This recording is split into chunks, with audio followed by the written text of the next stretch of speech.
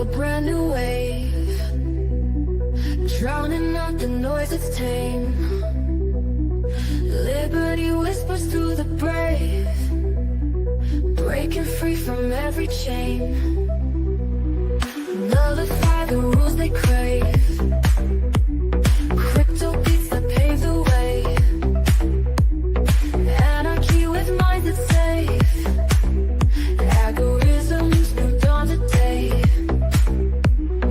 Out of bounds and out of sight, building futures pure and bright. Escape the grip and win the fight. Welcome into the legacy ride. Beyond control we take a stand, casting off the iron brand. Freedom flowing through our hands, revolution's our command. Decentralize the way we plan, all together we expand. Breaking shackles for the clan, in this journey we're unpanned. Out of bounds and out of sight, building futures pure and bright. Escape the grip and win the fight. Welcome into the legacy ride.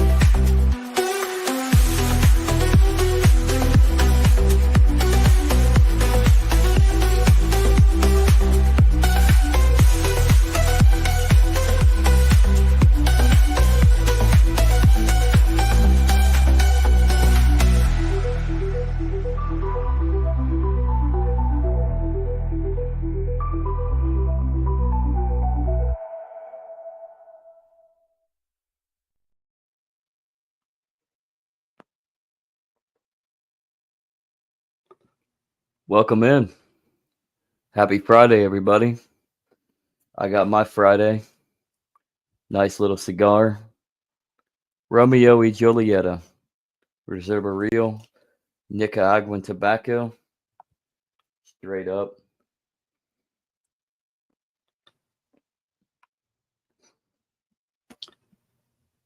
And we're back at it again.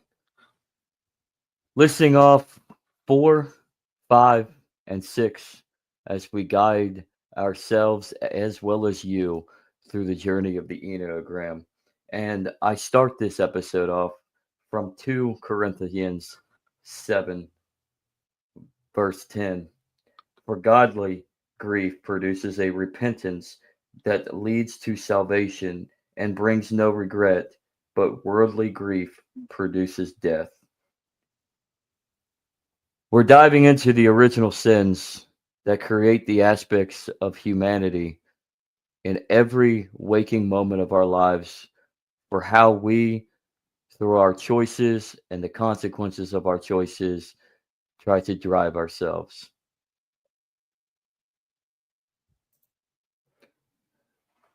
With that, I am the legacy of Jennifer and Kaiser.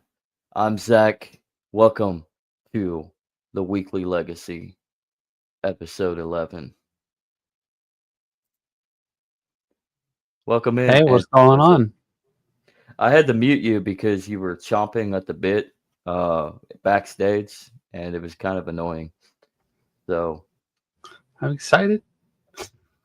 You're so excited. You're so excited. Why are you so excited there, Andrew? Because I'm weird. On this Monday morning where we record this. This will not be live, by the way, everybody. It'll be live for Sorry you. about that. Yeah. So I have a doctor's appointment on Friday. Can't help it. Just happens. Nobody cares that you have a doctor's appointment. I know. We're just shit if they happens. cared, I wouldn't be bald. They'd be giving me donations for hair plugs. Actually, that's what the appointment's about. Just for men. Yeah, I know. Why not? Or Bosley. Right. You have options, dude. You can get your hair back. I never had options. What are you talking about? You have Bosley. You have Just for Men. I have genetics. Thanks, Mom. Well, this is actually very good that we're starting out like this because it's about originality and authenticity, right? And that is mm, the strive for what many people would perceive is the Enneagram 4 is the strive for it to find themselves in their original concept of their reality. So, with that, I got another quote. Actually, it's not a quote, but this comes from Thomas Merton, for which he concretely observes that to overcome a deception of one's false self, you have to find yourself effectively. no. How do you find yourself, Andrew? Well, first I found myself in a mental asylum, but then I realized I have a podcast to do. Be serious now. I know. I mean, you can use filters like this, like the Enneagram, or you can just consider yourself as just a unique snowflake amongst a million other people. A snowflake? I am a snowflake. How did you know? Why would one want to be a snowflake? You Because it's liberal. authentic, like the Enneagram 4. Hmm. I wouldn't really gather that a liberal is authentic, nor would I say a conservative is authentic, but that's for another Enneagram piece this episode that we can drive into that. Uh Perhaps it starts with the letter S, but which is, in my opinion, the cult Enneagram. But right now we're talking about 4, the individualist. And with that, Big, the the idea around the 4 and what they progressively strive for is synthesis, mediation, and balance in their life. One such would be on the basis of the colors that are represented in the 4, which is violet, which of course is like a shade of red and blue, very purplish, right? Red being that of masculine, blue being that of feminine. You're trying to find that yin yang concept within yourself. Um, Another thing is the spirit animal, which for the most part, most in this book as well as others would try to ascertain that their spirit animal would be that of a dove, a mourning dove, which in the semblance of the Christian take is a symbol of tranquility or of peace. So you're trying to find what is with inside into the outer lining of the material world, uh, your peacefulness. How do we strive for that? well, in a word, authenticity, originality, neutrality. I believe those are, adequate terms to describe, trying to find where nobody's ever gone before, so to speak, right? How about this? Why not quit lying to yourself? Quit listening to the voices in your head, your inner conscience telling you that you aren't what you say you are. And you are not what most people are probably saying you are behind your back. Don't listen to the crowd. Don't listen to the static in the back. Live your life. And I have a psalm to that. Psalm 50, verse 19. You give your mouth free rein for evil, and your tongue frames deceit. It means if you think negatively, it is a self fulfilling prophecy. So, whatever you perceive is going to happen, you're going to make happen. You're going to fulfill that prophecy. So, if you allow your head to think rather than your heart to feel, then you're going to listen to the lies you tell yourself. And you're going to fall into a domino effect of crash course analogy where you always and consistently falter. Well, I mean, Enneagram 4 is shame, right? That's quite the momentum. You always try to keep an eye out for that.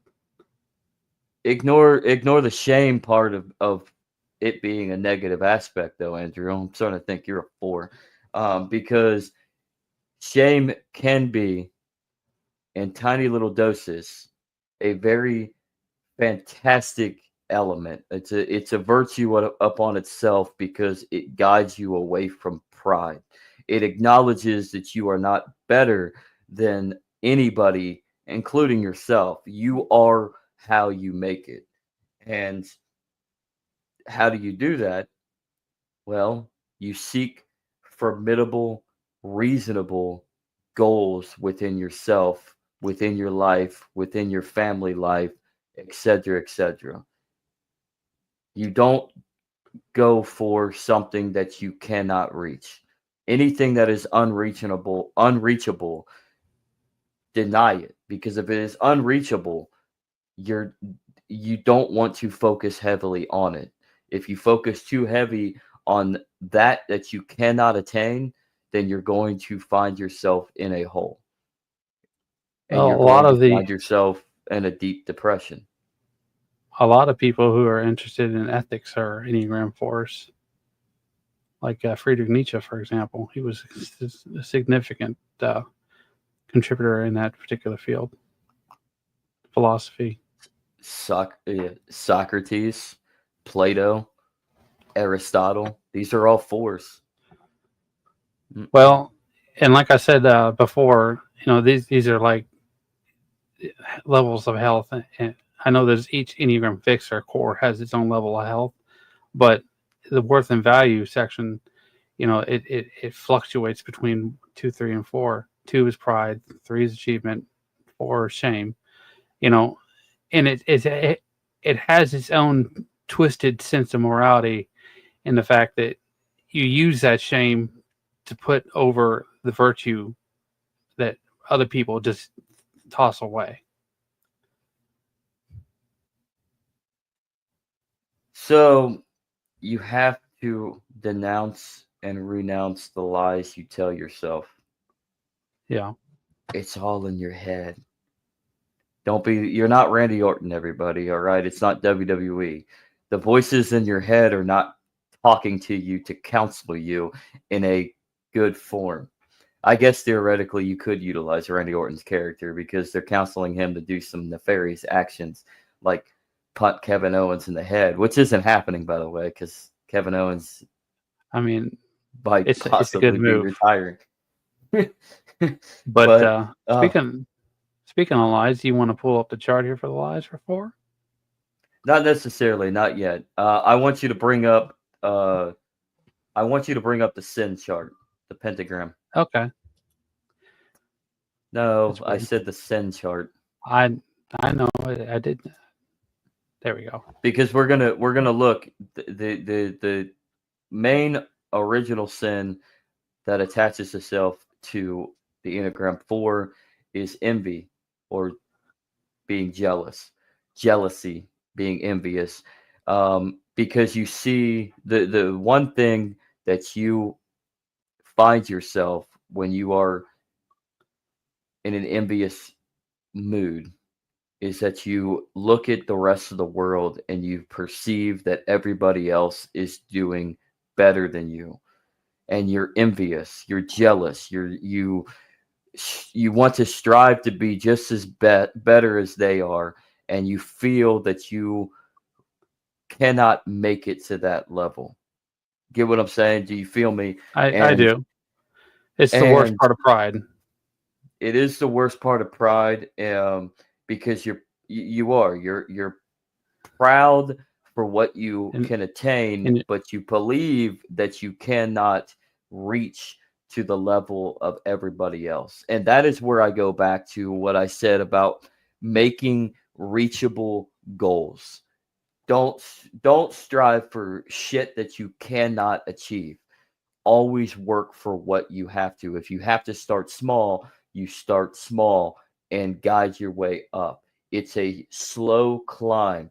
The climbers that have made it to Mount Everest and survived to make it to the summit, they didn't do it by just going up full scale. It was a gradual shift. They limited themselves, they guided themselves, they slowly climbed to the summit as they made their way to the top. They escalated. So, and with that, you need the balance between accepting grace. You need to be graceful. And this is where the Christian sense comes into play. You have to be willing to ask God for guidance, accept His grace, and admit that you live in God and with God in them. You take God. It's your heart, God's heart together. Makes sense. I mean, Enneagram 4 does go to the best of the first fix, which is objectively the moral.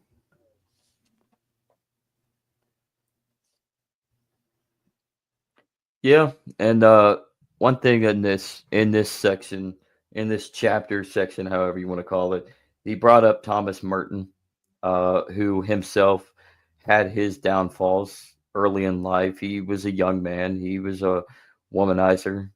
He went from woman to woman. He was a partier, and but he was losing himself because he felt there was no purpose until he found the monastic lifestyle. And he in himself discovered that true freedom is when you understand yourself through God. And we're going to be talking about that a lot in this episode when it comes to 4, 5s, and 6s, because with all three of these Enneagram types, it comes down to security. But what is security, libertarians? I'm going that route, Andrew. What is security if that's all you care about? Because as the great Benjamin Franklin said, those who would give up essential liberty to purchase a little temporary safety deserve neither liberty nor safety. So what does that tell you? Man, So what is liberty in your idea, in your mind, Andrew? What is liberty? liberty is the ability to have some neutrality and not be inferred upon by other people, for people to mind their business, as Benjamin Franklin would say. And what I would say is security is not liberty, because the only way that you can liberate yourself is through the going heart to heart with God. And those who perceive that freedom or liberty is being able to do as you please and fall in line to your comforts and your desires, well, that is the trick of Satan. Satan wants you to perceive that your choice in fulfilling certain materialistic desires, routines, comforts is your freedom. But sometimes you got to understand that's not freedom. That's freedom in a sense, I guess, but that's freedom away. That's slavery within yourself. You are enslaved by the bounds of your uncontrollable lusts. Appetite, desires. Appetite. I mean, if there's no consequences, then what's the point of anything? You can just go ruin your life and ruin the lives of millions of other people, and it wouldn't bother. it would be an empty mess, And that's pitiful kind of, existence. yeah. And that's kind of where Friedrich Nietzsche gets muddled up within the Nazi rhetoric, right? And how the Nazis operated in the 20s and the 30s, utilizing a lot of what Nietzsche expressed in his opinions, his research, his studies, his philosophical outreach, got turned ahead into a negative complex of evil, because there Yeah, are no consequences. There are only consequences towards, uh, well, there are no consequences unless you are against us. there's a good demonstration of someone with a 4 fix in Final Fantasy 6 is Kefka Palazzo. He drove himself mad just trying, uh, as a result of the stress and experiences he had. He had PTSD and complex PTSD from the events in the game. And why did he have his conflict of PTSD in the game, Andrew? Why don't you discuss about that? Well, I mean, he was experimented on in the game. I don't want to give away. It's an old game, but it's the background there is from the game uh, for magical research, and he, like I said, he went mad afterwards, and he was just a train wreck of a person. He's a revolving door of chaos and pain. And that seems to, and as we go further today into 5 and 6, you're going to see that love affair between chaos and pain with envy of freedom and security within oneself. Yeah. And we'll jump into it. I don't want to give it up yet. I want to get to the next slide down the road, but we'll talk about the masochism that one of these three types likes, truly enjoys. Here are the virtues, by the way. And what is 4 there, Andrew? That I don't know I've never seen. I don't know the term off the top of my head. I had to look it up. Hold on just a second. Equanimity. Equanimity. It means mental calmness, composure, and evenness of temper, especially in a difficult situation. And with that being the case, you really can go dive deep. And Thomas Merton actually explored this by speaking with and joining with the Eastern philosophies. Actually, at one point, meeting with the Dalai Lama. He had a very fixated interest within Eastern philosophies such as Taoism, Buddhism, Zen Buddhism. Is that Equanimity.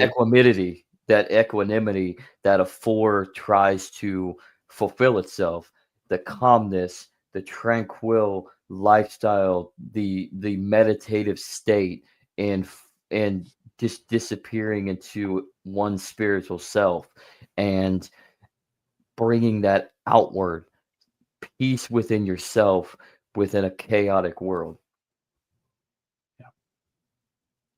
I mean, that makes sense when you think about like Nietzsche, right? He's trying to make it so that the waters are clear and calm and still. And speaking that, this is the next book that I'm going to dive into after this book, Merton and the Tao, by, I guess, Fons Fente. But it's going to be pretty interesting because Merton is a very interesting fellow. And I think when it comes to Western Christianity, there is a balance and a extreme root from what Eastern philosophy and culture can guide us into. Because remember, Christianity, as it is now, is not how it began. I mean, Jesus obviously was a Jew. Jesus was in the Near East. And there are certain rumor stories that perhaps Jesus went to India or Iran. Perhaps maybe that was on his 40 days of fasting. Perhaps that was the desert. I don't think so. I think he was very much outside of Galilee and the deserts of Israel and Jordan.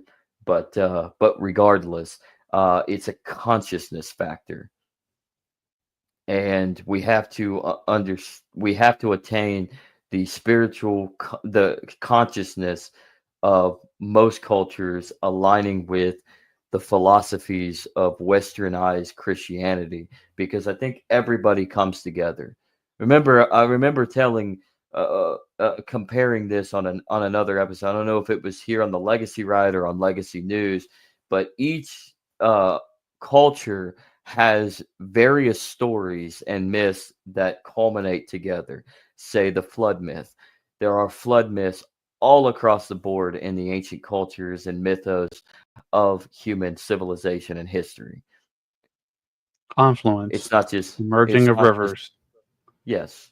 So it's not just Genesis if you're a Christian, but you can look into the Epic of Gilgamesh, Babylonian and Sumerian texts. You can look into the Aztec and the Mayan myths. You can, I mean, so on and so forth. The Celts have their own vision of a flood myth. So that tells me that there was a flood myth.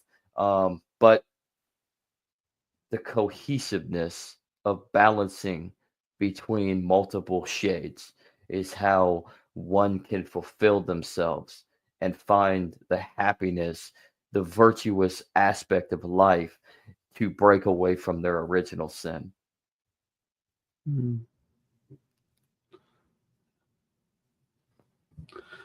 Well, would you like to get into the habits or the lies of Enneagram 4 next? Any, many, mighty, mo. Whatever you pick, take it slow. We'll go into the habits here. All right, I mean, not the habits. The habits. Delaying your dreams because you'd rather keep just howling at the moon. It's a bad habit. It needs to be put to rest. As I'm my gonna. mother would say, as my mother would say, you're destined for something major. Keep chasing your dreams. Doesn't matter if it fulfills itself, but if you chase your dreams and try, you're eventually going to manage something. You will make it in anything that you set your mind to. Don't just treat it like a dream, treat it like a goal. If it's unreachable, then make it reachable. Come down, It come down off of that cloud and make it attainable. reminds me of the song "Old Rivers" by Red Divine. In the song, it's he's talking about how there's a guy that worked on the farm when he was growing up. He said, "One of these days, I'm gonna climb that mountain, and walk up there among those clouds." And he said it his whole life, and he never did it. Well, one thing about a good dream chasing that's attainable, as long as you keep working at it, is what you and me are doing right now, Andrew. We're putting our Yeah, voices and even our faces to the internet to explore certain ideas and spread certain messages in hopes that somebody listens and somebody spreads it. Doesn't matter if we get major or big. I don't care about that. What matters to me is if I can touch somebody heart to heart and spread my message of life, of what my meaning of life is. And maybe I can help somebody through helping myself. I can help somebody uh, figure out their own purpose. makes sense. Go ahead and jump into the lives here. Type 4.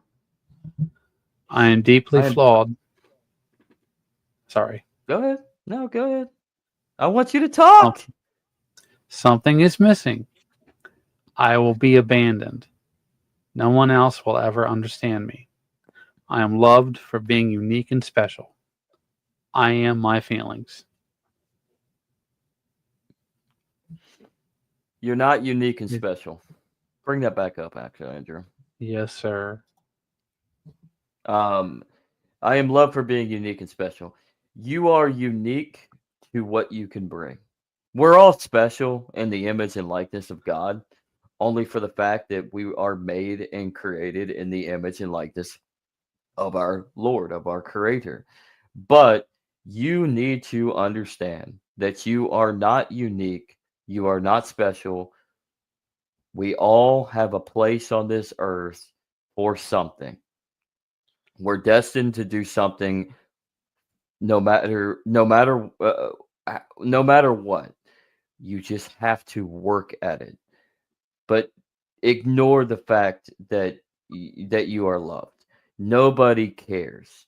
Sometimes you can be like Albert Einstein and discover the theory of relativity and be known and loved and a hero, specifically in the sciences, but in culture in general, upon your death, and you can It's a be moonshot. immortalized.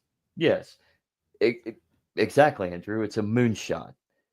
There's most people are not going to get to that level. You may not be remembered by the masses, but I will tell you who you will be remembered by: your family,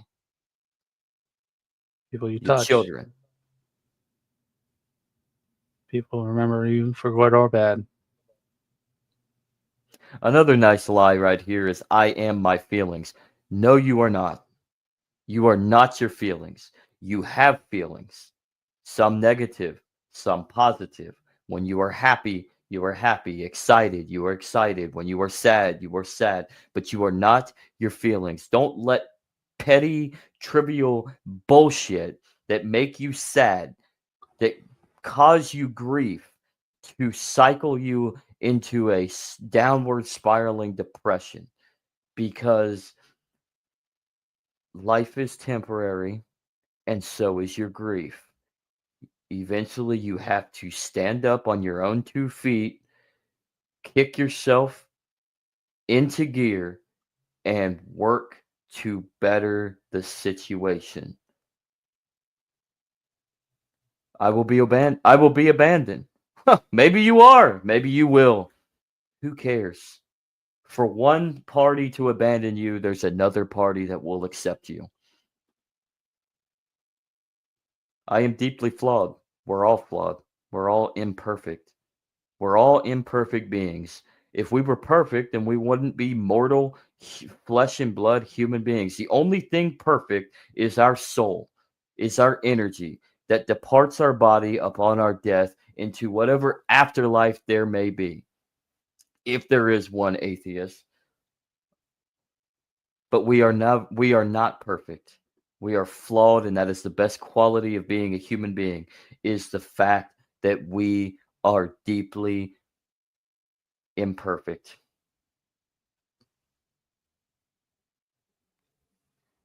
Something is missing.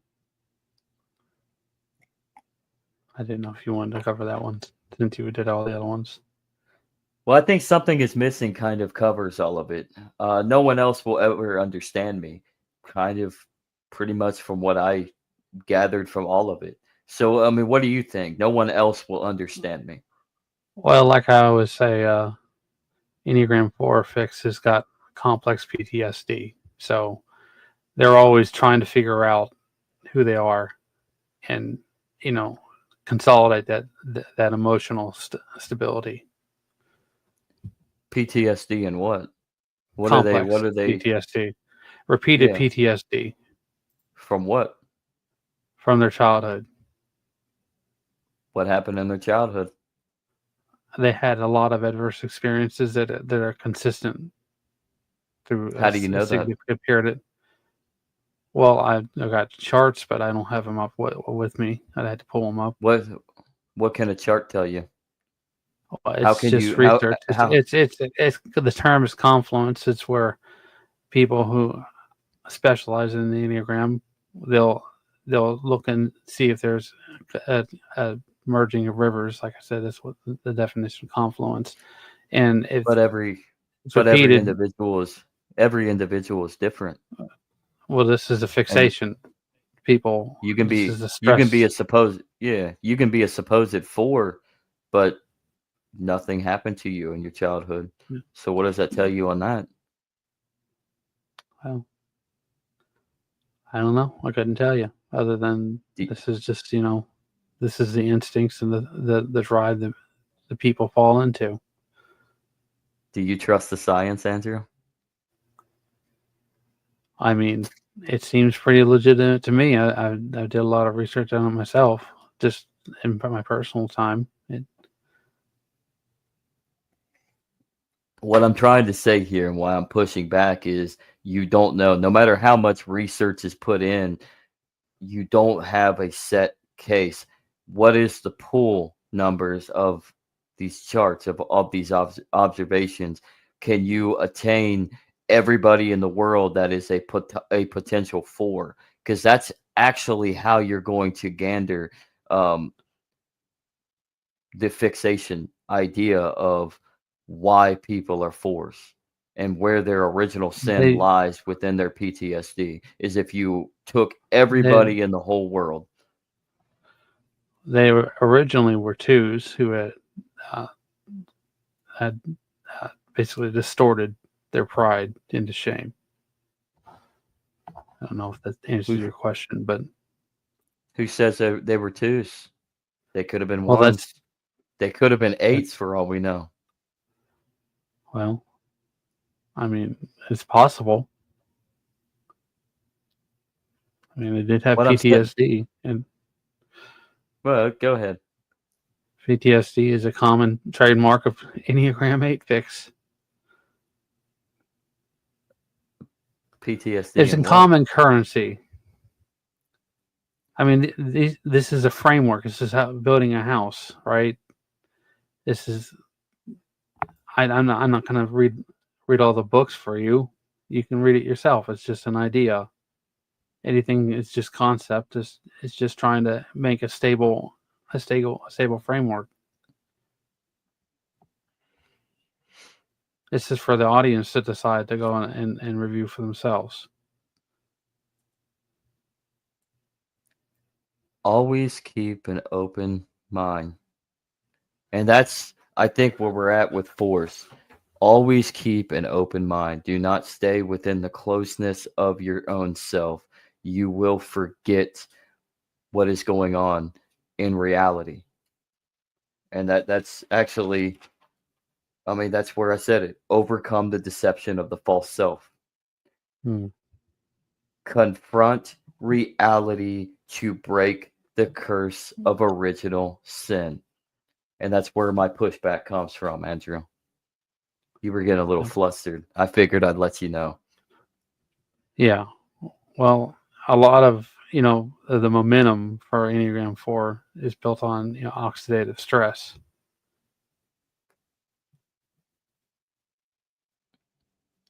Explain. I want you to go further. Well, Do I need to psychological put you? stress, oxidative stress is an imbalance between free radicals, in the body, and when you have oxidative stress, it pushes your brain or your heart. It depends on which organ you're talking about, your skin, and it ages it significantly. And a lot of people may not necessarily know this, but free radicals are what in the They're body natural. causes. They are natural, but they are what are in the body causes the cancerous tumors and the cells that can kill you. Yeah. Excuse me, unalive you. Uninstall. Don't do that. No. Okay. Why are we close up? Why are we close up? Any more to say on 4s there, Andrew? Well, I've got the sexual instincts and so That looks like lies. I know it's there we go.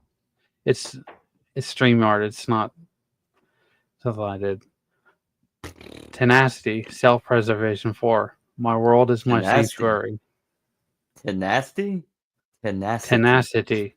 That's what I said. My world is my sanctuary, where my inner depth knows me safe, or keeps me safe.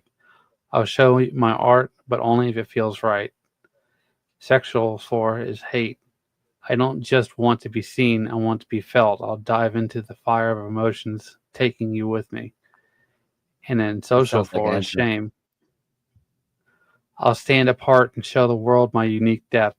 But do they see it? Do they feel it? My role is to connect with the missing pieces. This all sounds like Andrew, honestly. Does this coordinate with you more than anything? My first core is an 8, the challenger. Yeah, but I mean, all what you just read off. Bring that back again.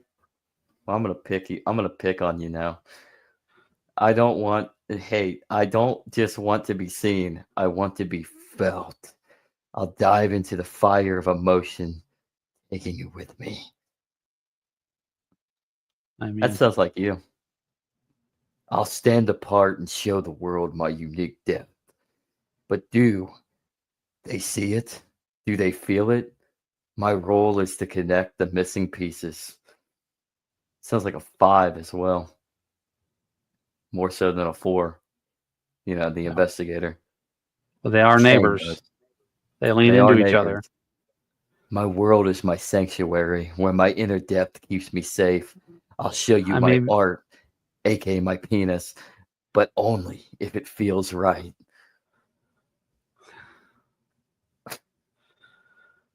I'd like to This is say the that sexual. actually that's the self-preservation, the function of the brain. I'd like to say that if you're talking about Which the which brain? instincts here, uh,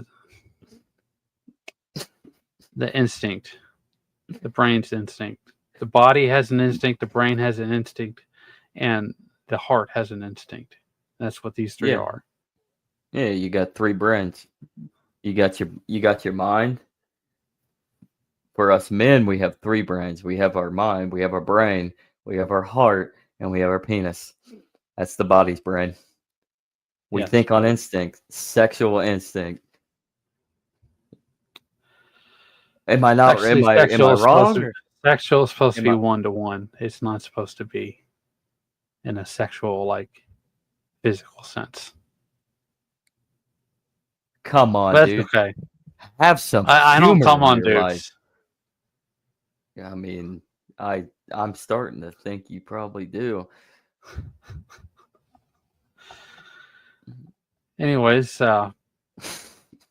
if you're going to go through sexual 4, you're going to leave a mark whether you're going to be in the picture or not, because you're trying to make the biggest impact and the most volume in your behavior as possible so that people don't forget you. And it comes back to confront your reality. Renounce all the lies that you tell yourself, that Satan tells you. Renounce that shit and confront reality head on and realize you have potential. Don't forget about annoyances. We'll get to annoyances on the next slide Okay. as we dive into Andrew's favorite and the homosexual of the group, type 5s. What about them? Which from Dietrich, this is actually at the very end of the chapter, actually, but from Dietrich Bonhoeffer, who they say was possibly a 5 himself. He actually said this at the time of his death by the Nazis. He was actually part of one of the assassination plots of Adolf Hitler, was caught. Not to do just anything, but to do what is right and to dare, or I'm sorry, I can't read my writing. Yes, and to dare not to float about in the possible, but to bravely seize the real.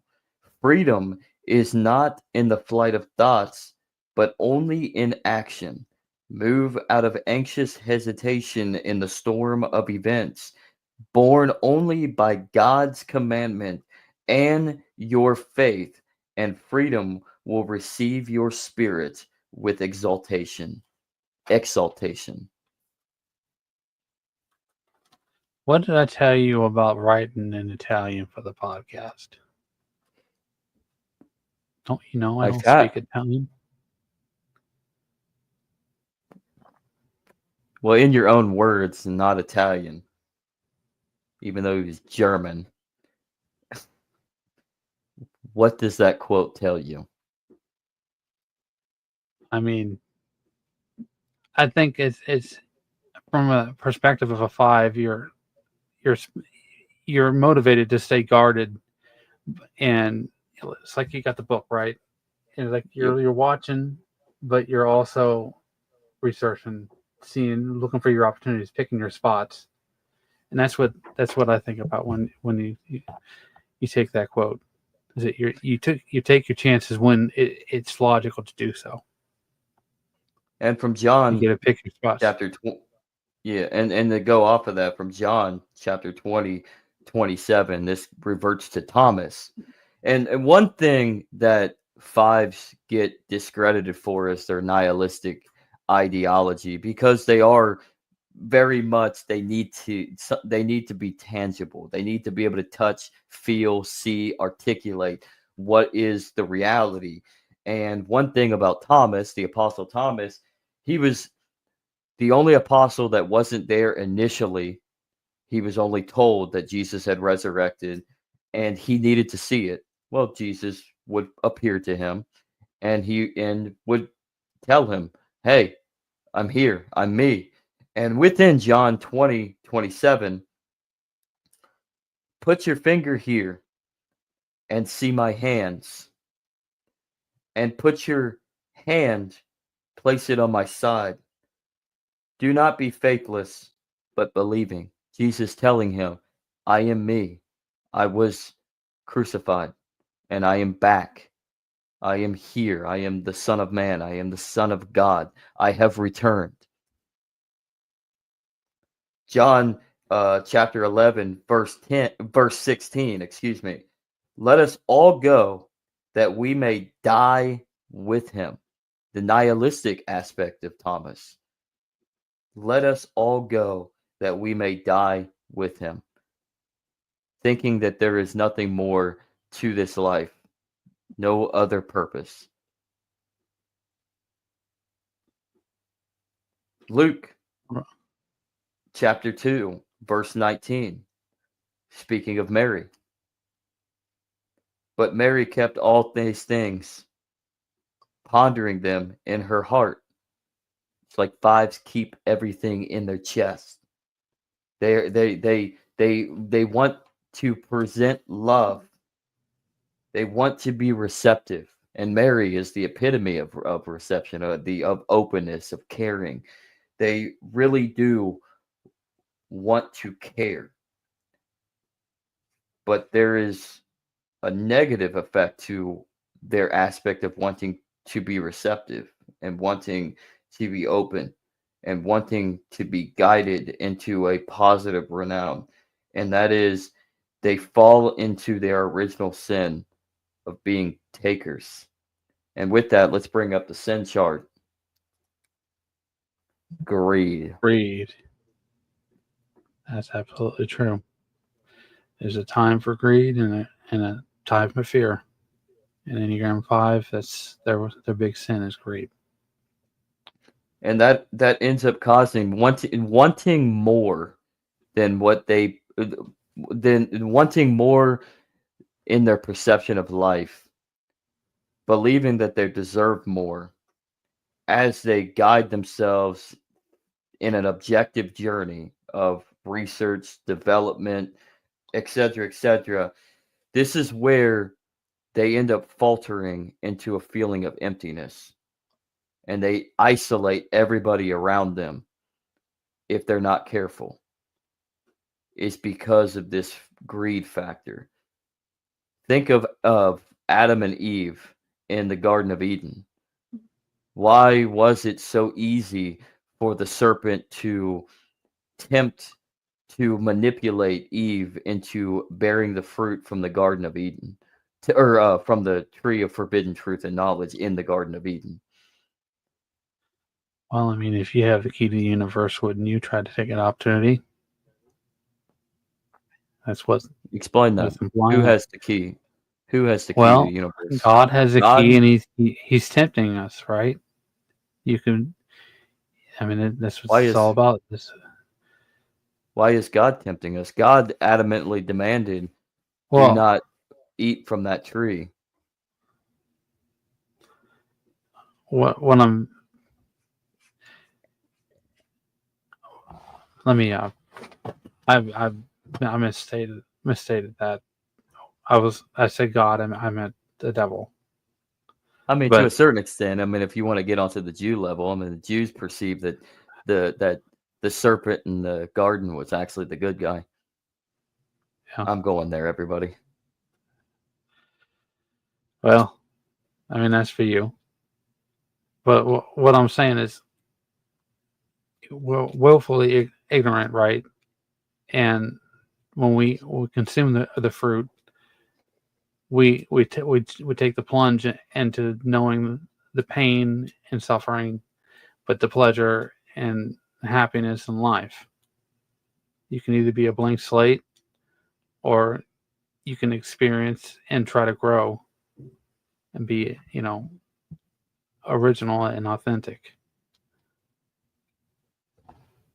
And that goes to another quote. This from the book Rene Descartes. Descartes. I don't speak Italian. It's actually French, but whatever. Uh, I doubt, therefore I am. I think, therefore I am. What does that tell you? I mean, I exist because I have the ability to, you know, take the abstract and create a foundation. You persist because you're creating what you're creating the skeleton of your own desire, of your own passions Perception. within life. So, and that actually goes into who we spoke about a few weeks ago with Thomas Aquinas, who himself Mhm. would be a five. In fact, a lot of monks and a lot of monks actually are fives, and Richard Rohr in the book actually discusses this. There's a reason why a lot of fives want to be in isolation, want to be in contemplation, want to be in silence, because they feel that in order to go silent, they have the ability to actually think and be able to control what the negative effects of their Enneagram type uh, gives them. And there's a reason why Thomas Aquinas, at one point in school, at school age, was referred to as the dumb ox. He was constantly silent, and dumb, in its real definition, is you cannot speak. He was always in contemplation. He was always in meditation. He was always fixated in the wondering of why, of how, of what. He was conserving his thinking for when he needed to utilize it. Otherwise, he could have been in a wrong. Could have been entrapped in his wrong think, um, and we wouldn't have such great works in his philosophies nowadays that we could go back and read, like his Summa Theologica. But they're discoverers. Fives discover without truly proving their great intellects. It They just don't kind of prove falls that into they're great. place. Hmm. I mean, Let's Yeah, go ahead, speak. well, I mean, Let's let's go let's back to hear you. Friedrich Nietzsche, right? I mean, he had a five fix, and it's just a knack for the natural engineer. Let's put it that way.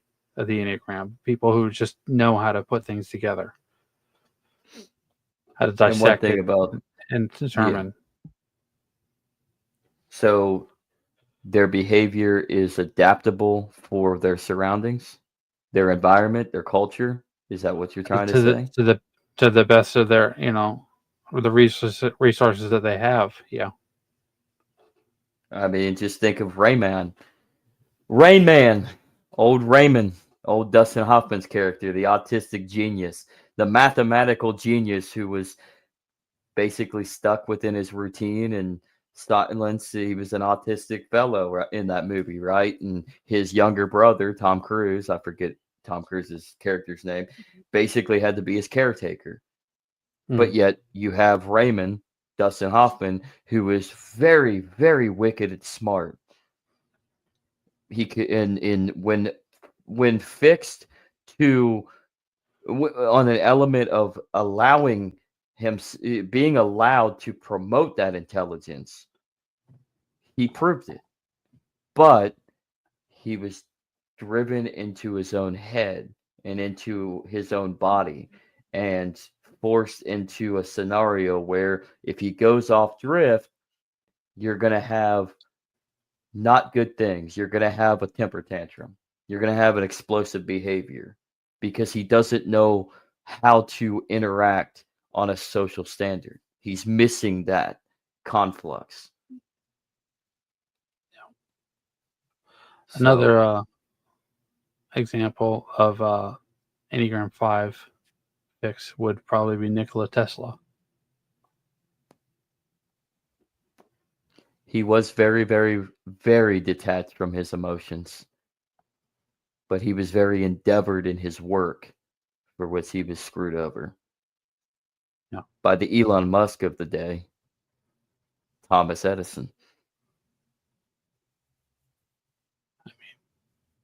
It just happens time and again. There's always going to be somebody who's going to take advantage of people like him.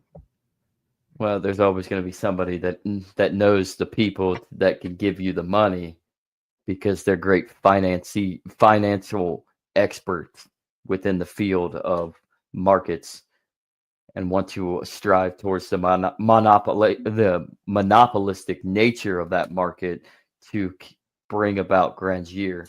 And the problem with the 5 is as much as they are into developing, adapting, innovating, they're stuck in themselves.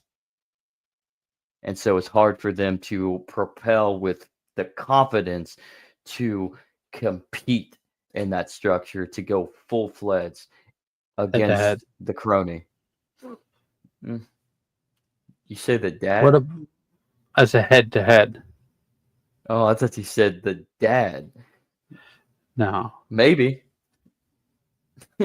So they withdraw. That's another symptom of defense mechanism. And that's exactly what Nikola Tesla did was he withdrew from everything. And he eventually died. He had one final interview, I believe, but he died penniless and nothing and in obscurity, which is a shame. Well, speaking of shame, you want to put over the virtues of Enneagram 5? Please. Generosity. Enneagram 5s, doctors, engineers, they're generally speaking very financially well off and are very generous with charity and helping people out in any way that they can with their time, with financially, emotionally, there are people that try to be there. Unless you're Karl Marx, who was a Well, 5, by the way. A there's general levels of piece health. of shit. He put over a donation to his pants, man. He's He for put a the donate. struggling. Well, one thing that really fixates on him being of truly being a 5 is 5s are relatively loner type. They are more better off on their own. And he, for the most part, was somewhat of a loner. He was very wise in his understanding of how society was.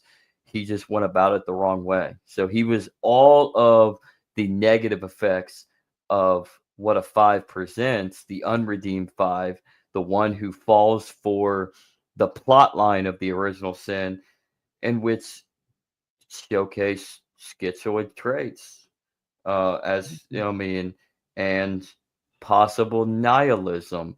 And he was probably autistic as well, but that's beyond the case. He was a genius trapped in his own mind who couldn't really gander any social aspect of life. He was a crazy ass son of a bitch.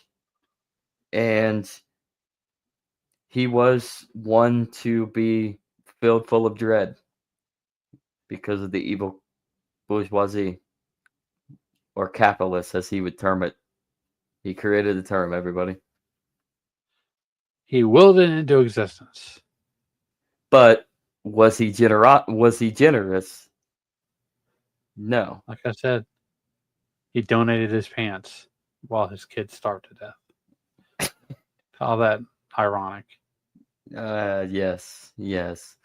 But Nikola Tesla, on the other hand, is the epitome of this generosity because of everything that he attempted to discover and develop and innovate. I mean, for crying out loud, we wouldn't have Wi-Fi today without Nikola Tesla. Yep. We wouldn't be in 5G without Nikola Tesla.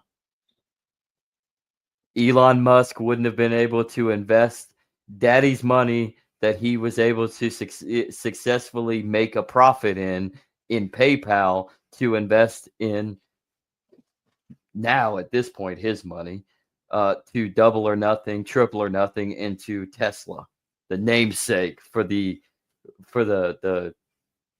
green vehicle that conservatives want to promote now. Are you ready to smash yours with a hammer? That's a joke, everybody. Am I ready to what? Smash The my Tesla? the little plastic toy Teslas, yeah. The protesters.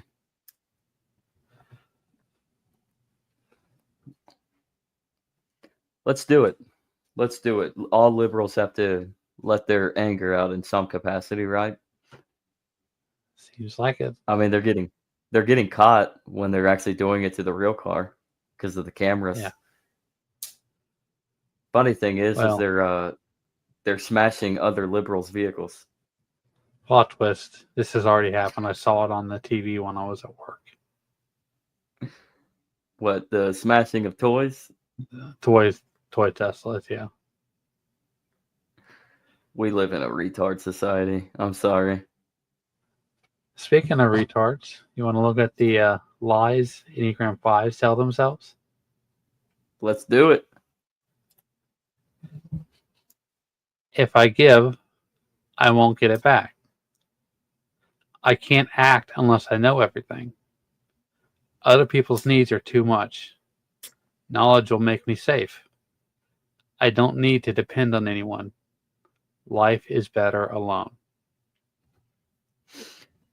Again, back to Nikola Tesla and even Friedrich Nietzsche. I mean, I don't think Tesla ever married. Nietzsche did marry. But yeah, life is better alone because you're Thomas Aquinas. These are people that felt the need to stay in solitude for their contemplation in their research and study of basically life, or in Aquinas' sake, behavioral aspect of life. Yeah. And it's the fear of if you give something, you won't get back. I think that ties into the one is that it's got to be right to do it. You can't just give without cause. Justified. If I give, I won't give back. That's the reason why the original sin of it all is I must take in order to do something with it. And then if I am successful, I will give it back. Like in the case of Tesla and even Marx with that matter, I will take, and through my taking or my philosophy's taking, communism, a socialist workers revolution, we will take and then we will give it back to the people in the form of utopian, stateless, communist society. Other people's needs are too much, but yet other people's needs are needed. Thus, I must take. I can't act unless I know everything. Going to Nikola Tesla, I have to know what I'm constructing, and with that, I will give to society, like with alternating current. I don't need to depend on anyone, which kind of takes Karl Marx out of the fucking equation because he needed Friedrich Engels to survive because he was a tit. It's funny. Like I said, his children starved, but he had people to pay his way forward, and it still couldn't put it together. His But children starved. at least he had a working chair with 4 legs. Oh wait, never mind. Well, yeah. Well, another thing is Karl Marx also, and this is why I think the socialist secularism and communist atheism combined wants to destroy the family aspect of life, because Karl Marx himself, not only did his children starve, but he fled, partially because he had to keep moving, and he ended up he wound up in London, in England, but also partially because he was running away from responsibility. And I think that might be one reason why socialism in its Marxian form wants to take away the responsibility of family togetherness and replace it with that of the state. We can take care of yours better than you can take care of yours. Because look at Karl Marx. He didn't take care of anybody. Took care of me. Me. That feeds into He their habits. But Yeah. let me know when you're ready for that. Well, Karl Marx is most certainly a creature of his habits, and definitely the epitome of the original sin of the type 5.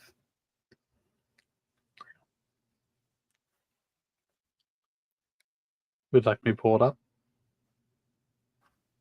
That's why I stopped, man. I was thinking that you would Okay. pull it up while I finished my monologue. Sorry. Behaviors that need to be put to rest for the type 5. Ghosting people. If you need a break, give your loved one some notice. Give them some space. But don't starve your children, Carl. No.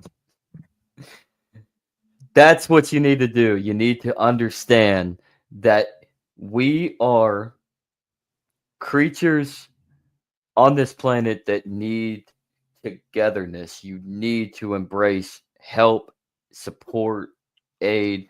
You need other people. You may be able to do some things on your own, and it's good to be dependent on yourself, but you need to acknowledge that you cannot do it on your own.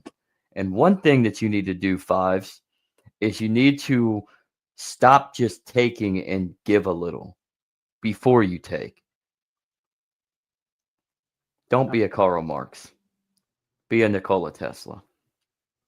Be a Ludwig von Mises, who is also an Enneagram 5 picks. Be a Ludwig von Mises. Exactly. Exactly. Let me go ahead and pull up on just a second. I'm going to pull up the instincts here of Enneagram 5. A second.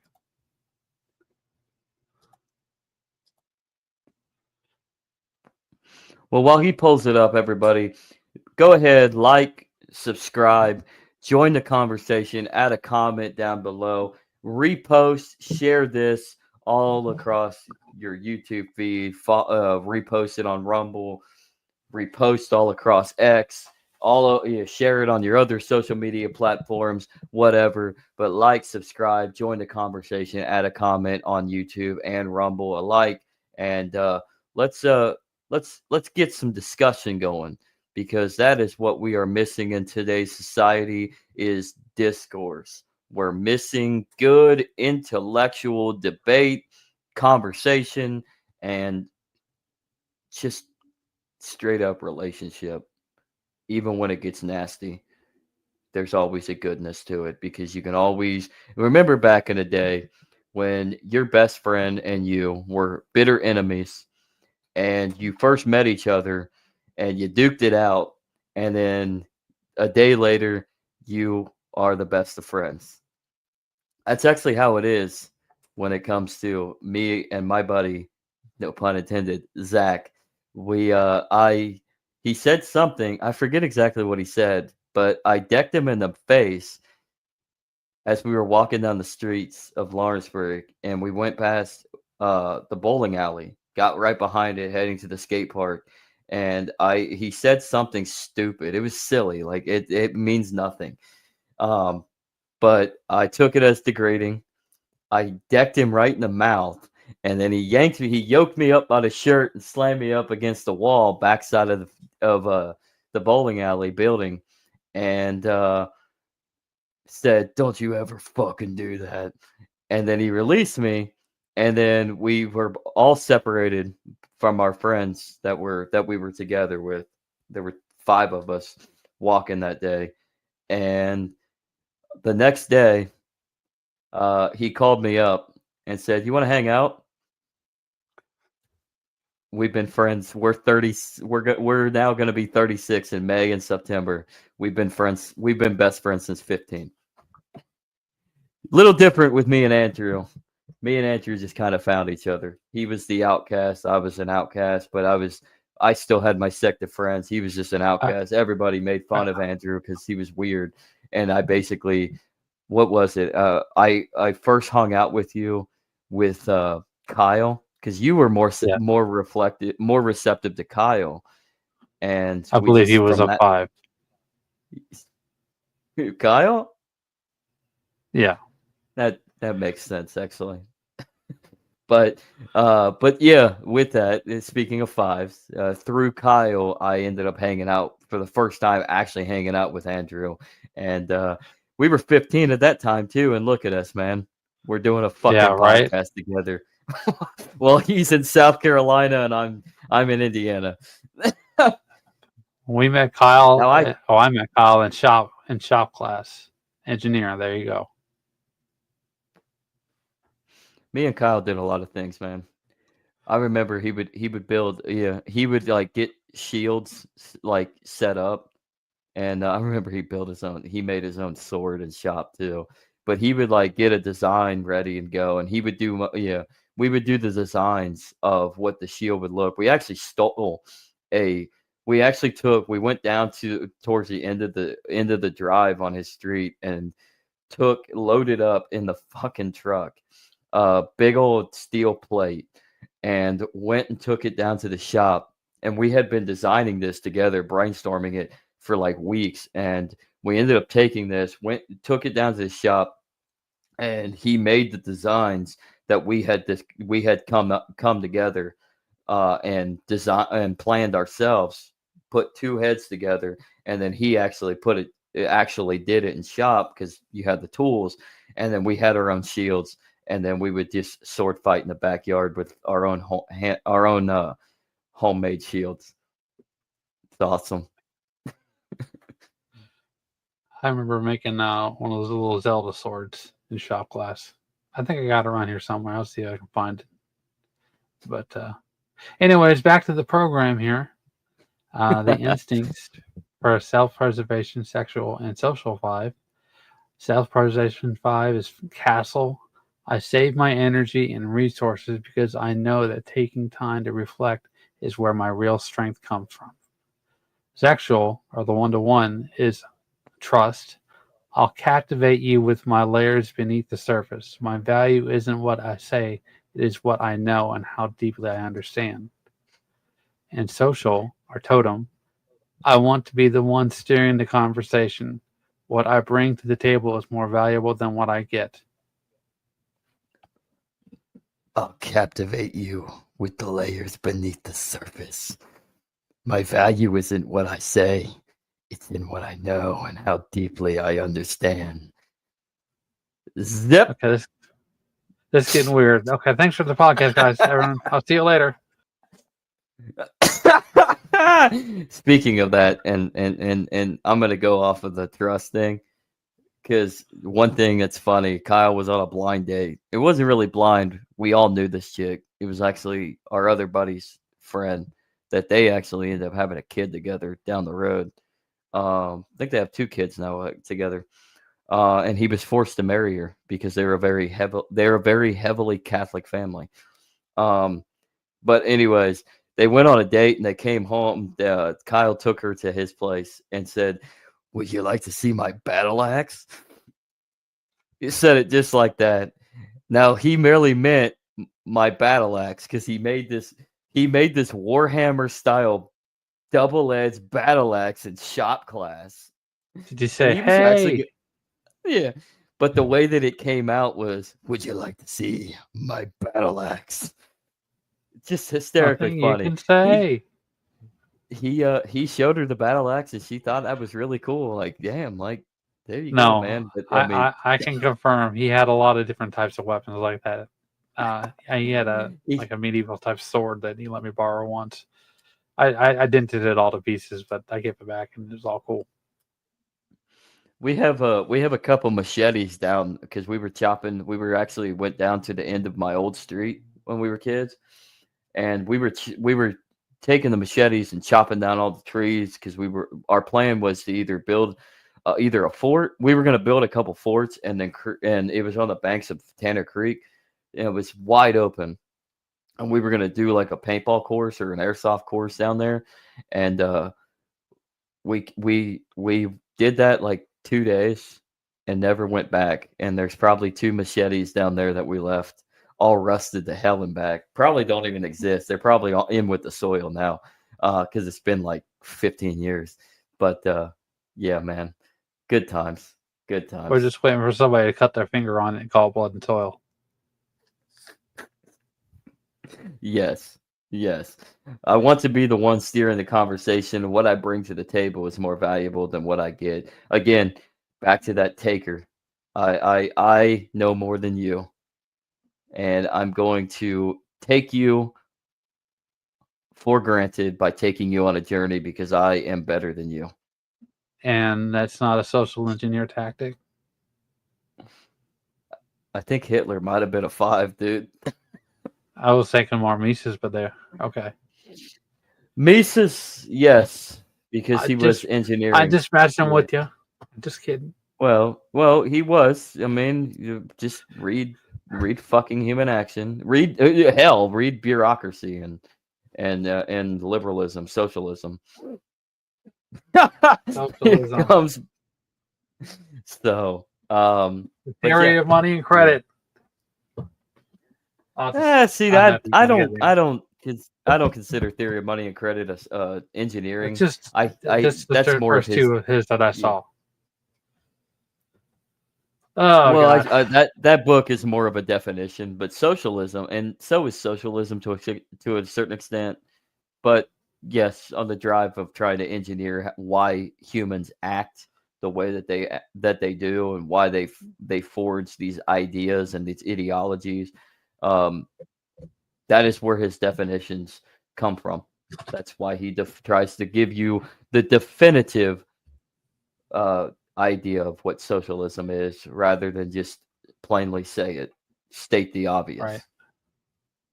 So, anything more to add on 5s there, Andrew? Oh man. Let's see. See if there's anything else we have left here. Nope, that's everything for 5s. Let's go ahead, jump into 6s. Let's jump into sixes, or what I like to refer to as the cult of personality. These are the people that join the cults. These are your Wacos. Well, your Branch Davidians. These are your People's You're Joseph Temples. These are Stalins. your Joseph Stalins, your communists, your fascists, your National Socialists, your Make America Great Again people. Just make America They healthy again. make America healthy again. It is a cult. No, that's more of a 5. Um, He's more of a 5. that is, uh, if you say so. There, You can lean there's in. a You can risk. lean in different directions. Well, if you want to bring up the sin one, since you want to talk so much, Andrew, I'm a big I'm talker. just playing. Believe me. What is their original sin? Fear. Fear. And what does fear Bottomless. lead to? It's a hate. Fear leads to hate. Hate Well, leads to fear anger. does lead to hate, but through that, what are the waning lines that lead to that hate from that fear? The development of Conspiracies, which is that's a I common mean trait for 6. conspiracy and conspiracy theorists are definitely big sixes. But why do people lead into those conspiracy theories? They develop through their fears, they develop a contribute of mistrust, Yeah. of paranoia, of doubt, specifically Delusion. self-doubt. That leads to the delusions. That eventually leads to the conspiracy rhetoric that inevitably leads to hateful rhetoric, the xenophobia of the day, or they're taking our jobs. Well, realistically, they're just taking your welfare. Or realistically, Magatards, they're not taking your jobs because you're not really, most of you aren't working, and they're not really taking your welfare because the majority of them are here illegally paying into your welfare system to contribute to your welfare I mean, until Biden came into play and then started giving the illegals the welfare. Then I guess you do have a point there. They are taking your welfare. make sure you register to vote Democrat. Uncle Sam is looking out for you. Mm. One of the good alignments though that sixes can correlate towards is they can be very cooperative and they are trustworthy within their niche. The problem is that original sin of fear, and that fear leads to the idea of needing security, which gives up their liberty and leads to paranoia and hate that leads to Joseph Stalin killing about 25 million people or so, probably more, or Mao murdering anywhere from 80 to 120 million people. Did I say that, YouTube? I'm just Mao was, stating facts. I think he was more of a 5, but like, yeah, I can see how he would lead into the fear and play off of it. I'm not talking about Mao being a 6. I'm talking about the element of Mao that led to Yeah. Mao, which would be the cult of personality that was created because of Mao, because many of his following could be attributed to the 6. And many of those that fall in line to these dictatorial totalitarian Loyalists. authorities, yeah, they are. Yeah. They are definitely loyal to something that they really don't necessarily know.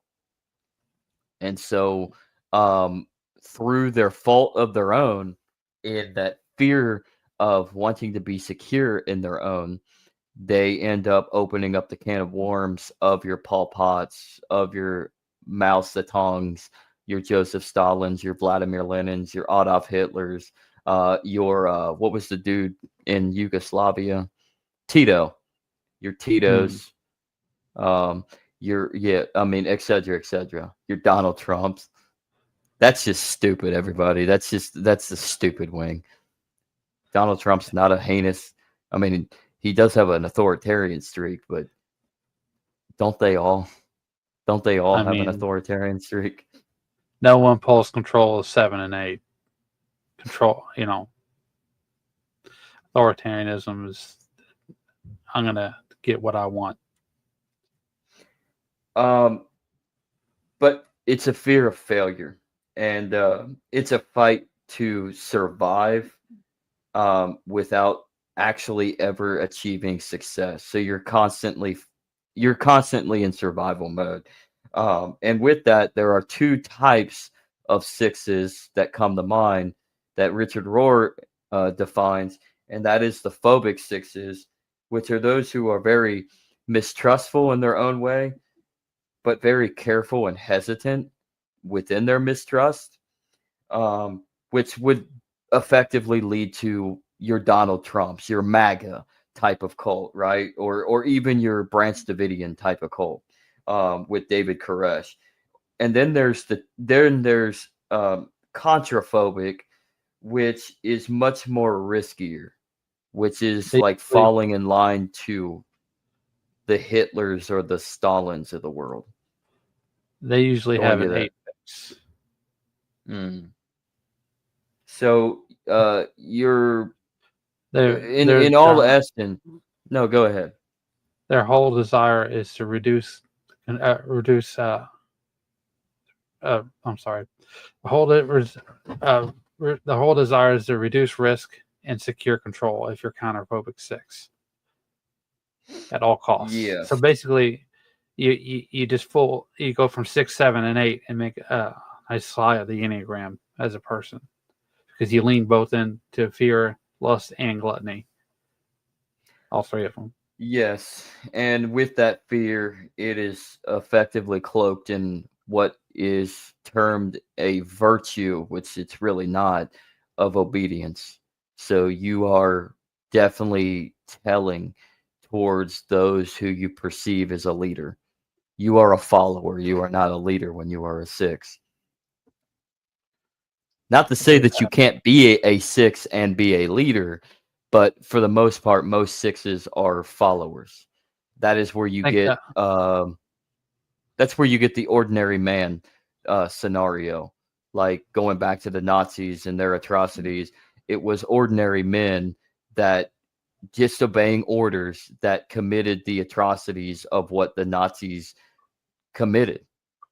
I've mentioned this in previous episodes, but if you look at Tsar Nicholas II, I think it is, from Russia, he had a 6 fix. Mm. Nicholas II. I Yeah. believe it. Yeah.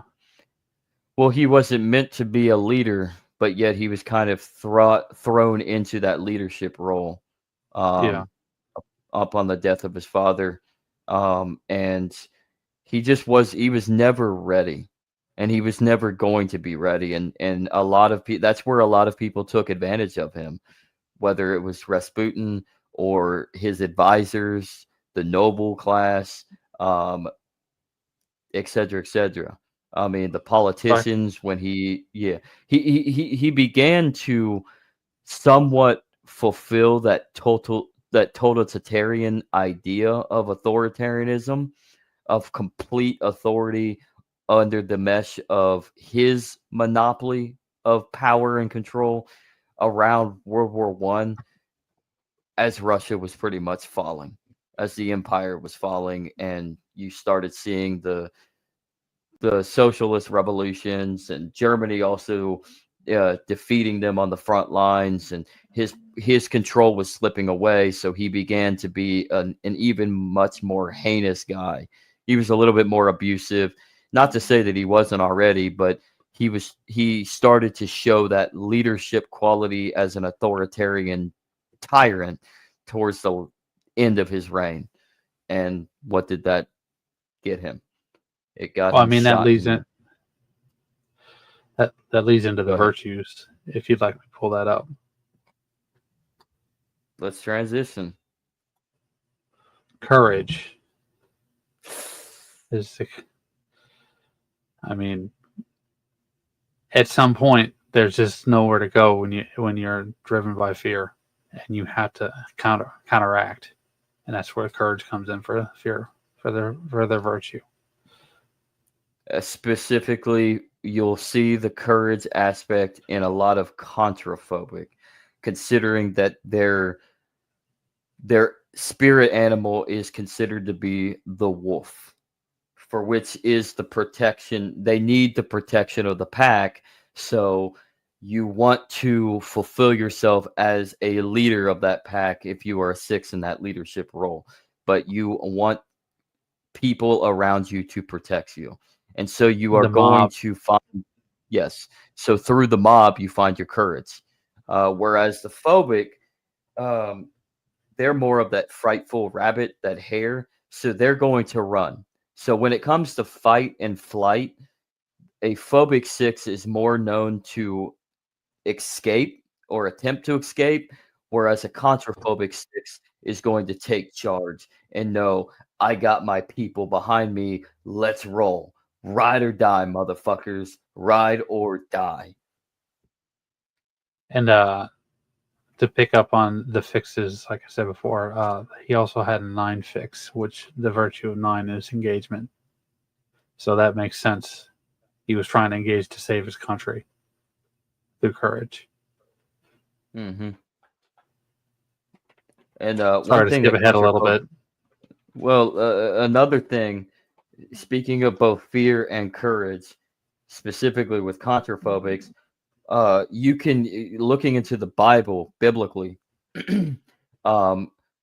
you 6s have a correlation with that of the rock of Simon Peter, Jesus' right hand man, for which Andrew, I'm going to jump in and I got some verses pertaining towards Peter. You also strive towards Timothy, which is Paul's right hand man, as well. I will lead off, and then I'm going to let Andrew say his piece while I search you, while I find you the verses to read off. But this comes from Acts 4, verse 19 through 20. Whether it is right in the sight of God to listen to you rather than God, you must judge. For we cannot but speak of what we have seen and heard. Acts 5, verse 29 says we must obey God rather than any human authority. Kind of Yep. correlates why Peter is a 5. The fear, but the courage. When he finally muscled up that courage and received the Holy Spirit, especially when he received the Holy Spirit, or Paul as Saul on his ride to Damascus, when he was befallen and cursed to blindness, and was given the visionary of Christ and light, and basically told, change your fucking outlook in life, motherfucker. Basically. Yeah. Essentially, that's what it is. Change your outlook. Start being a better human being. But what do you take on all this there, Andrew? I mean, that makes sense. And loyalty is definitely a big fixation for Enneagram type 6. It's the guiding light. So when you talk about that, it just screams 6. But speaking of screaming, let's get into the lies of Enneagram 6 while he's looking that up real quick. I found it. That's okay. But go we'll on. Okay. Let's talk about the lies, because I think these verses out of Matthew 26 coincides with these lies. I am not safe. This isn't going to end well. If I don't worry, it means I don't care. I am only loved for being dependable. My authorities or support structures will keep me safe. It's not okay to trust myself. And to go off of that, Peter in Matthew 26, verse 35, even if I must die with you, I will not deny you. And so said all the disciples.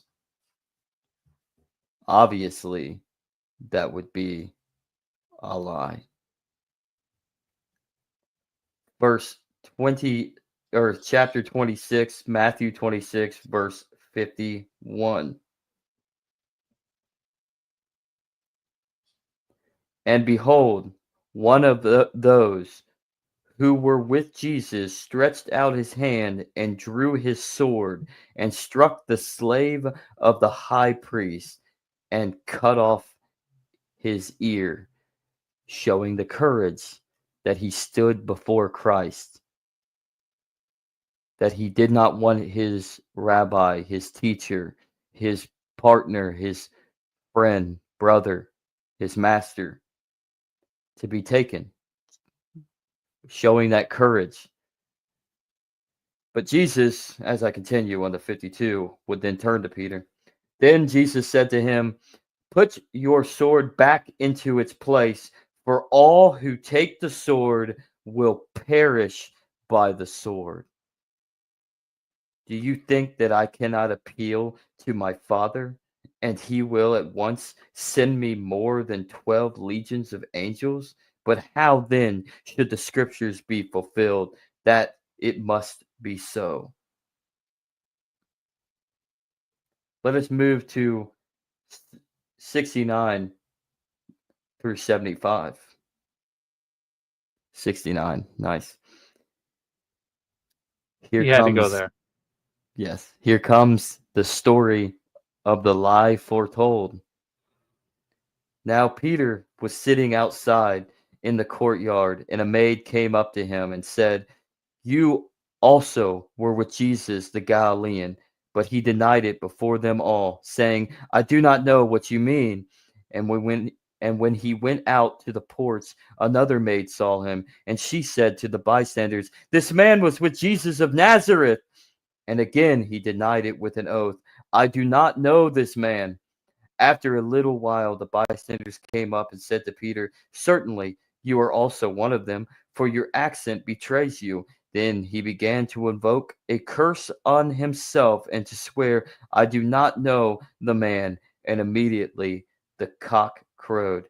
And Peter remembered the saying of Jesus, "Before the cock crows, you will deny me 3 times."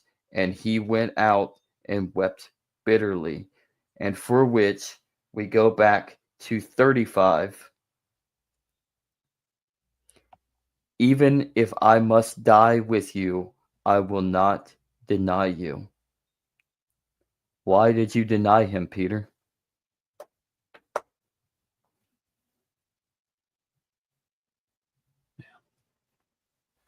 I'm asking, are you going to define that, Andrew? I mean, I haven't got a chance to read the New Testament yet, so I couldn't I just object. read it to you. Well, Why would Peter say, why would he sternly say, being a 5, right?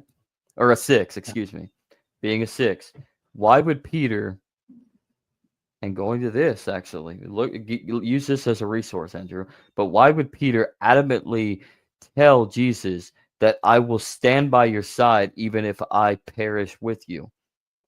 And then Jesus refers to him later on, letting him know, by the time the cock crows, you will have denied me 3 times.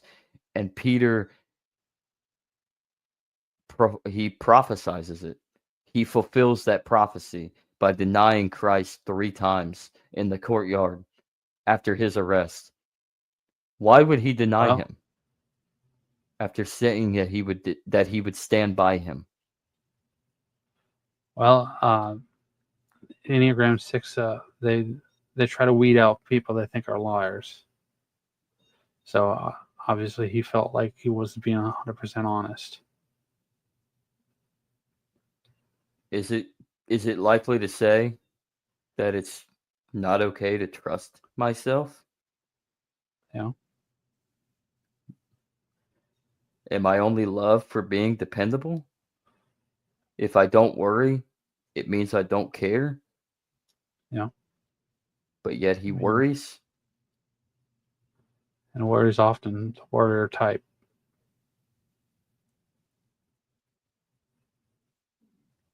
Over worry, overthinking things, scaring themselves to death. Actually, that feeds into the habit of the 6 that I have here that they need to address. Scaring yourself to death by focusing on what might go wrong.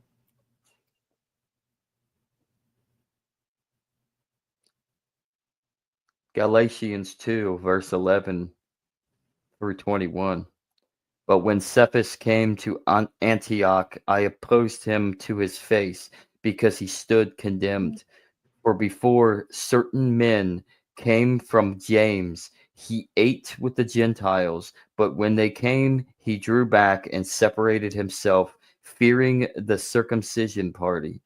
And with him, the rest of the Jews acted insincerely, so that even Barnabas was carried away by their insincerity.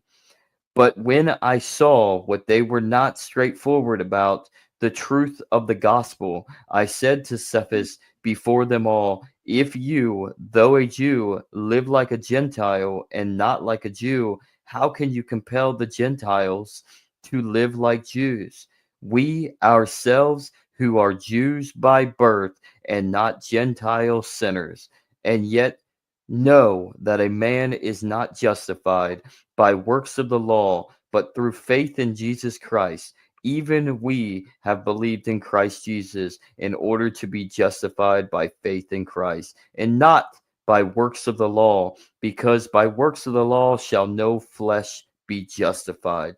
But if in our endeavor to be justified in Christ, we ourselves were found to be sinners, is Christ then an agent of sin? Certainly not.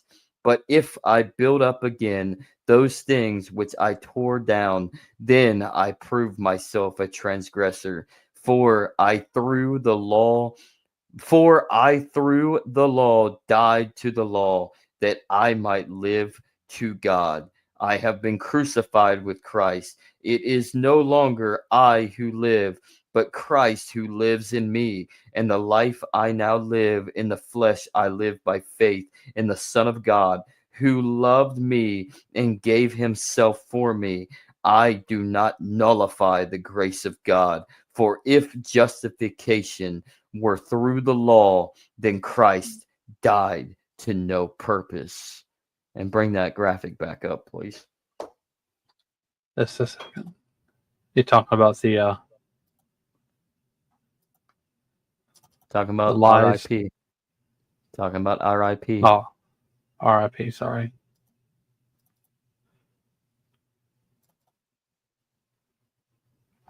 Scaring yourself to death by focusing only on what might go wrong. What is Paul deciphering here? What might go wrong?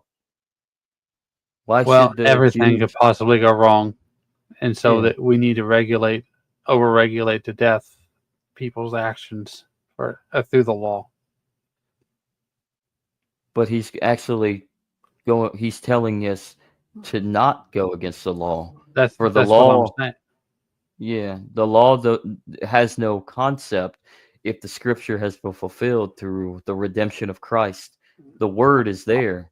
He died, and so through his death caused the resurrection of you from your sin, and thus the salvation of heaven upon earth has been fulfilled through Jesus' crucifixion and his resurrection. So we don't need the law anymore. So why should the Gentiles have to why should the Gentiles have to be forced to live like the Jews, but the Jews not of the Gentile? Well, I believe it's because you have a choice. And that choice You is can what? follow the law and man, or you can follow God and virtue and a relationship with God.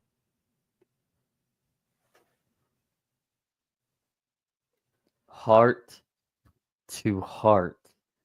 Very nice, Andrew. Very nice.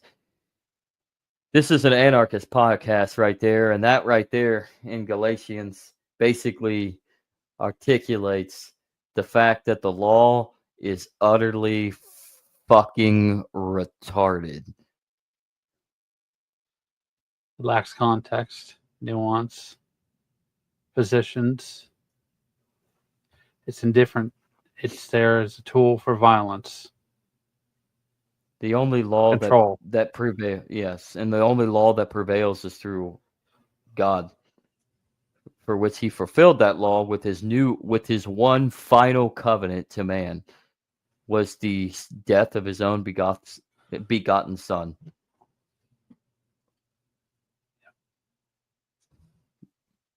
Salvation was restored. Yes, sir. And that is where sixes kind of get it wrong. They don't perceive that they can reach salvation alone on their own means. They fear that by reaching that point of highness, of high consciousness, they have to enter into a field of despair. They need an architecture, a ladder to climb. They need Hitler or Caesar Authority. or the Pharisees or Bibi Netanyahu. They feel that in order to find their purpose in life through their insecurities, somebody very, very bad needs to forge that line. Bring order to the universe. They are the people that will fall in. I'm sorry, sixes, but you will be the people that fall in line to the Antichrist or the Jewish Messiah.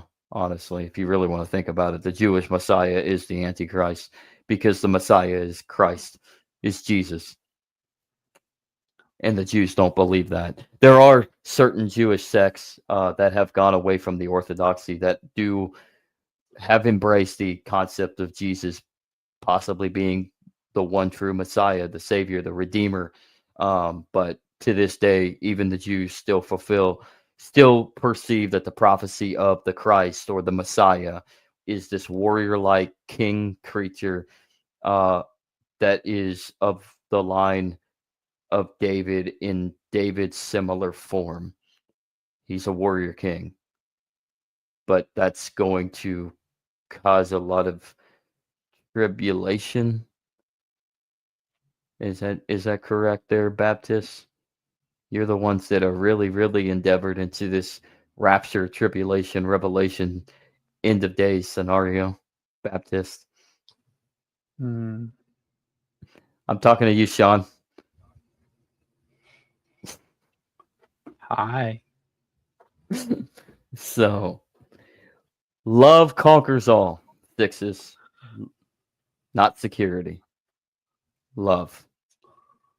Learn to love yourselves, and you will begin to see the positive light in liberty of yourself within the grace of God. Embrace the light, not the darkness of Satan. Speaking of embracing things, let's embrace their instincts here. Self-preservation 6, warmth. I'm always ready for whatever comes my way. I don't just survive, I plan for the worst and thrive in the face of it. Sexual or one-to-one strength of the 6 is you can trust me with your life, but only if you prove you're worth the commitment. I protect those I love with an intensity you can't ignore. And social 6, duty. I build a foundation not just for myself, but for everyone around me. Stability is something I offer and something I demand in return. All great virtues when used properly, but they can all turn into vices. Again, Ordinary Men. And I implore all of you to read that book or listen to it. You can find it as an audiobook. Read or listen to it. But Ordinary Men is a very good defining feature to how the Nazis were able to appropriate their agenda. I'm just obeying orders. I There's a was one sense in of the duty. crowd. Yeah. There's a sense of duty, but then there's a sense of betrayal within that duty. Your duty is to the betterment of yourself and to man and to God, not to man, so that you can be safe. Remember what Benjamin Franklin said about liberty and security. And I retire.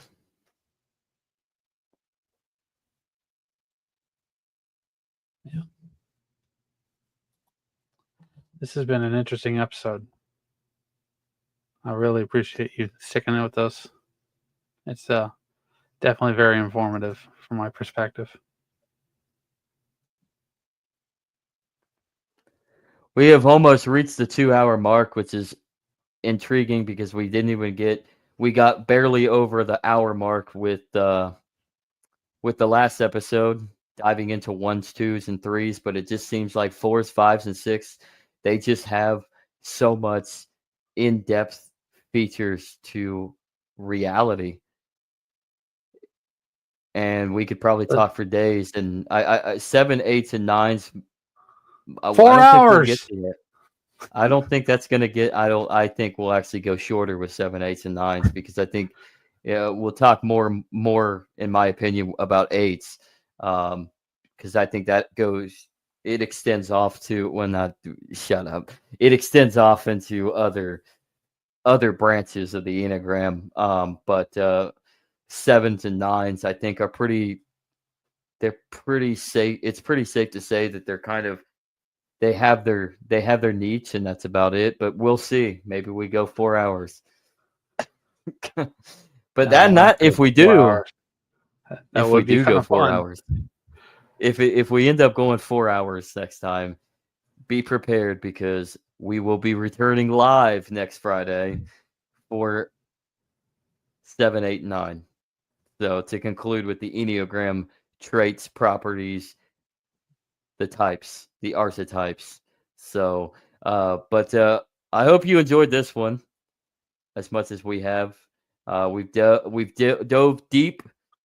We've driven a very hard into the scripture aspect, or at least I have. Mm. Andrew's an atheist. I'm not an atheist. Don't say that crap. Oh, I'm sorry. You're a deist. What's the difference? I'm There asking is a you. What's God, the difference? and He created the whole universe. So you believe a creator created the universe, created man, and then walked away, huh? And said, "You're on your own, son." I mean, if he was a 5-fix, that is a habit. They do ghost. God is all 9 of the virtuous properties of the Enneagram. Let's just put it that way. And remember, we were created in the image and likeness of God, so there you go. Yeah. So with that, Andrew, any last comments, concerns, topics at hand?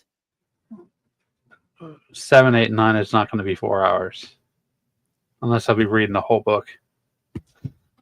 It's not. It was It's not. And we'll probably go an hour on that one because I think I think there's just so much plugged into 4, 5, and 6 in their own right that we've managed to go 2 hours. But I think 7, 8, and 9 are kind of just right there as they are. We'll be able to sum it all up in an hour or so. But and I hope you enjoy the ride, everybody. Like I said, down below, make sure you subscribe on YouTube and Rumble to The Legacy Ride. repost this all over X, share it to your other social media platforms. Tell your neighbors, your friends, all in the real world, the whisper of the crowd, baby. Get this message across. Get this content out there. We want to explore just as much as you want to explore. And head over to our podcast, wherever you could listen to your podcast, and give us a 5-star review if you really, truly like it, because that helps with the algorithm. Leave us a comment. If it's not a 5-star review, tell us what we can do better, man. Don't just leave the review. Leave the comment and let us know what can we do better to better ourselves. But it just helps with this algorithmic bullshit we got to get through. And we're always at war with algorithms. It doesn't matter if it's podcasts. It doesn't matter if you're shopping on fucking Amazon. It's algorithms. Right. So let's beat the algorithm, and let's get these messages across. But I want to hear from you as well. So I want you all to actually join into this conversation. Jump onto the comments over on YouTube and Rumble, or on Spotify when this releases to Spotify, or on Apple Podcasts or wherever, what have you, and just lay it down. Let us know your perspective and join in this discourse. So we want the conversation to thrive. So let's start a conversation about this. So anything else, Andrew? We're juicing the algorithms, baby. Goodbye. Peace out, everybody. We'll see you next week. Have a good weekend. Bye. Thanks for watching.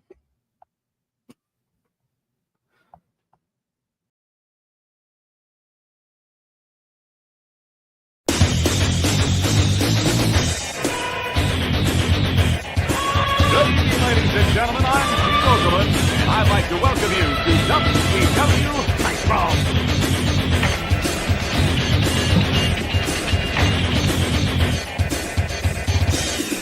You know, brother, you think you know what it takes to beat Hollywood Hogan once you climb in the ring and fly out the largest arms in the world.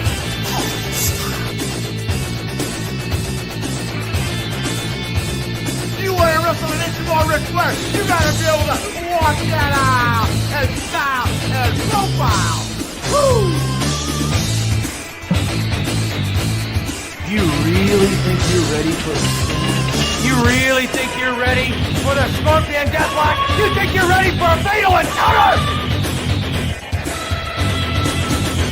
This is why they call me the total package. Do you have a pain threshold to withstand the butcher rack? Let's find out. Hallo, hier ist Alex Wright. Wenn ihr High-Flying Wrestling Action wollt, Spinning Sidekick, Top Turnbuckle Dropkick, dann nehmt mich. Der Sieg ist euch sicher. Versprecht euch. Oh yeah! Watch the flying elbow drop off the top rope. Not only beat people 1, 2, 3, but I hurt him real bad. It only takes one of 1,000 holds. I think you're man enough for the challenge. You better be ready to wrestle, because you know, when you're getting in the ring with Eddie Guerrero, it's going to be high-flying and exciting. Hey, anytime you feel foggy, man, I'll slap on the buzz killer, rip your shoulder right out of socket, Wolfpack style. Hey, funky boy. Like there's a choice here? Good God! Pick the man with the plan. Pick deep.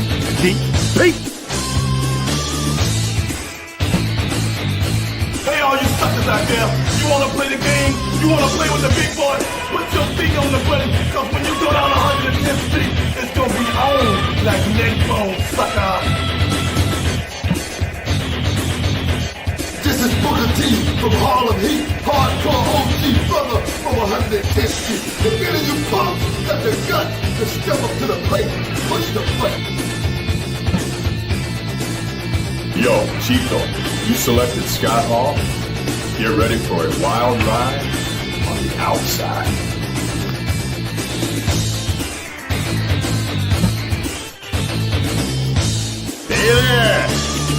place to get power, pal. Come on, take me. I'm begging you, take me. Please take me.